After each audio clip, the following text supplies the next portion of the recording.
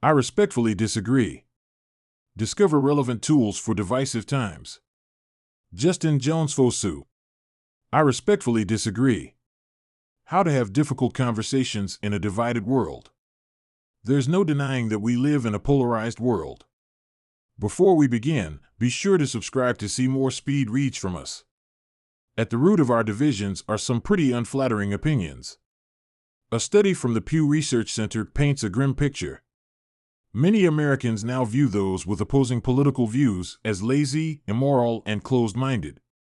This growing divide isn't limited to the United States. It's a global issue, causing serious conflicts and impacting millions of lives. Disagreements and conflicting opinions needn't be the end of the discussion, never mind the end of the world. It's possible to disagree and still hold out respect for your fellow human beings. This is the primary point of the author's work, how to respond to conversational conflicts with respect. Not only that, but in the sections ahead we'll look at how we can all learn to benefit from disagreements, rather than just fear them or walk away from them. The 5 pillars of respectful disagreements. The 5 pillars of respectful disagreements. You've no doubt heard the phrase, "let's agree to disagree." You may even think of it in a positive way. But this sentiment is often used as a last resort, a way of giving up and cutting off the conversation before things get out of hand. To put it simply, agreeing to disagree isn't an effective way of resolving conflicts, seeking to understand one another, getting someone to see your side of things, or even showing respect. That last part is what it's really all about. The solution is respectful disagreement. It's not about becoming a pushover and accepting someone else's opinion. And it's not about keeping your mouth shut and avoiding conflict. Rather, it's about handling conflict in a way that doesn't damage relationships. It's about starting from a place of respect, open-mindedness, and a willingness to listen. The first question is, how do we see others and ourselves? More to the point, can we look past differences and treat everyone with equal respect and dignity?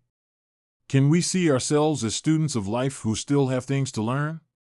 By answering yes to these questions, we can expose ourselves to new perspectives, strengthen our relationships, and create more harmonious environments.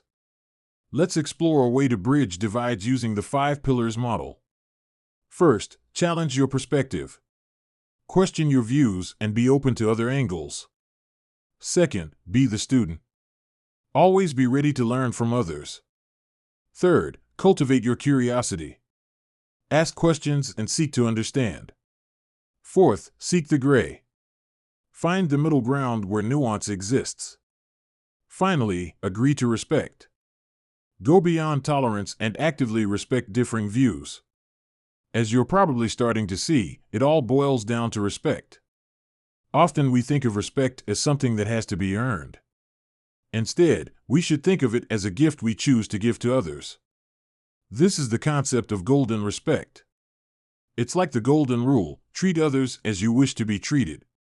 Well, wouldn't you like someone giving you respect without jumping through hoops to earn it first? Golden respect acknowledges our shared humanity and it sees everyone as worthy of this basic consideration. Respectful disagreement isn't about winning or converting others. It's about honoring their dignity and worth. By modeling this behavior, we encourage more open and empathetic dialogues. This approach has the power to break down barriers and foster understanding, much like a sincere apology can mend a rift in a heated argument. Respectful disagreement can transform our interactions, making our relationships stronger and our communities more united. By embracing these principles, we can navigate conflicts with grace and build a more respectful and connected world. Building bridges and knocking down barriers. Before diving into the 5 pillars in more detail, it's important to recognize what causes disagreements in the first place. One of the big problems with our current level of heightened divisiveness is that we have come to believe that those with opposing views are inherently different from us in some way. This is essentially a dehumanizing point of view about others.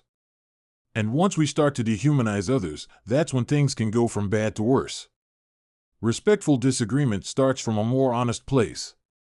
It recognizes that we are all human beings with a past that has shaped us into who we are today, including the opinions and beliefs we hold on to. More than that, our past experiences influence the way we handle disagreements and whether we shy away from conflict or throw ourselves full force into an argument every chance we get. For instance, the author shares a personal story about growing up with an abusive older stepbrother. The abuse was so severe that he lived in constant fear, even getting a bloody lip while he slept. This fear led him to develop a defensive fight mode in disagreements, always ready to protect himself. It wasn't until he forgave his brother that this began to change. The forgiveness wasn't for his brother's sake. It was a way for the author to free himself from the toxic emotions that were clouding his interactions. Forgiveness, as the author points out, is liberating and doesn't require the other person's participation. The author refers to these impactful past experiences as life disagreement markers, or LDMs. Whether it's something from childhood or a recent event, these markers shape how we approach disagreements today. By identifying our LDMs, we can start to change unhealthy patterns and engage in more respectful disagreements. Along with having a hair-trigger defensive fight mode, another common trait that gets in the way of respectful disagreement is naive realism. Maybe this sounds familiar as well. It's when someone has the idea that they see the world as it really is, and if someone else sees it differently, it's because they're flawed. The naive realism mindset can lead to misunderstandings and conflicts, as we often overestimate how correct or accurate our perspective is. But it's a common perspective nonetheless, and recognizing when you have it can make a big difference in reducing conflict and becoming more open to other viewpoints. Along those lines, it's important to recognize your own tendency towards either building bridges or building barriers.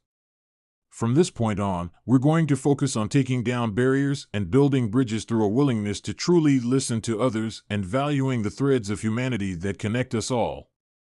The tips ahead will be useful tools in guiding us toward respectful disagreements and fostering healthy relationships, whether in professional or personal settings. But remember, the key principles remain. Always be an active listener, stay self-aware, reflect on your actions, and practice empathy. Challenging your perspective with curiosity. Without further ado, let's dive into the aforementioned 5 pillars model. These are the 5 foundational ways to bridge divides and break down the barriers that keep us divided. We start with the first pillar, challenge your perspective. This ties into what we discussed earlier, recognizing that everyone we meet is a unique individual with their own dreams, concerns, and experiences. This mindset is crucial. Seeing others as complex humans deserving of respect is essential for meaningful interactions. Moreover, understanding that others have experiences and perspectives we can learn from is vital for all the pillars that follow. A key part of this first pillar is cognitive reframing. Cognitive reframing is the habit of rethinking and adjusting thoughts or assumptions that might otherwise become fixed. For example, if you've been telling yourself that you're not smart enough to be taken seriously, cognitive reframing helps you interrupt that thought and reconsider it. This process allows us to rethink opinions that might be based on quick judgments and biases. Instead of labeling someone as aloof, we might consider they're simply introverted or having a rough day. This shift in perspective fosters a more empathetic and open-minded approach, improving our relationships. Challenging your perspective also involves reconsidering the limits of what you're exposed to. It's easy to stay in a comfortable bubble, surrounding yourself with people and ideas you're already inclined to agree with, but this can narrow your worldview. Consider how selective exposure may be limiting your understanding. While it's natural to seek comfort, engaging in challenging conversations with people from different backgrounds can be enlightening and beneficial. If finding receptive people from diverse backgrounds isn't easy, it's still possible to broaden your perspective. Books, podcasts, and online resources offer a wealth of viewpoints that can expand your understanding. The second and third pillars, be the student and cultivate curiosity, support the first pillar. They encourage an open mind and a flexible approach to thinking. Being a student might feel unfamiliar. The author shares a story about Robert, who was trained in debate tactics and approached every disagreement as a chance to teach. His relationship suffered, particularly with his partner Michelle, who grew tired of feeling like she was always being lectured. Fortunately, Michelle got through to Robert and he embraced a student mindset. As a result, he began to flourish, realizing he could learn from Michelle's perspective and those of his colleagues. He started listening and truly comprehending. Comprehension is the key to the second pillar. It means listening with the intent to learn, which leads to greater empathy, understanding, and reduced conflict. The third pillar, cultivate curiosity, is similar. We often jump to conclusions based on the knowledge we have. Being curious means resisting this tendency. It's about having the courage to ask, "Tell me more." Being curious during disagreements allows us to expand our understanding and create richer, more nuanced relationships. By seeking more information, we can build bridges of understanding and transform how we approach conflict. Embracing a complex world. Let's get right into the fourth pillar, seek the gray. To put it simply, seeing the world in black and white limits our understanding of its nuances. By embracing the gray areas, we recognize what's real, that the world is complex and full of different perspectives. The key to this pillar is shifting your mindset away from competition and binary thinking and more towards collaboration. Disagreements are bound to happen in life, but rather than seeing this conflict in terms of winning or losing, you can see it as a chance for collaboration, one that fosters empathy, understanding, and a chance for collective learning. Competition drives excellence, but hinders constructive dialogue. When disagreements arise, treating them as challenges to be solved together is the more productive route. Respecting different viewpoints promotes mutual respect, as well as the idea that we can learn from each other to find inclusive solutions. True dialogue is when we're working towards creating something new, rather than just defending our viewpoints. For this to happen, we need to avoid simplistic binary thinking and start seeking the gray, so that we can appreciate the intricacies of any situation. Finally, let's look at the fifth pillar, agree to respect. Here, it all comes together and we see what a respectful disagreement looks like from the ground up. Where to start? When you consider this question, you can think of a drum circle.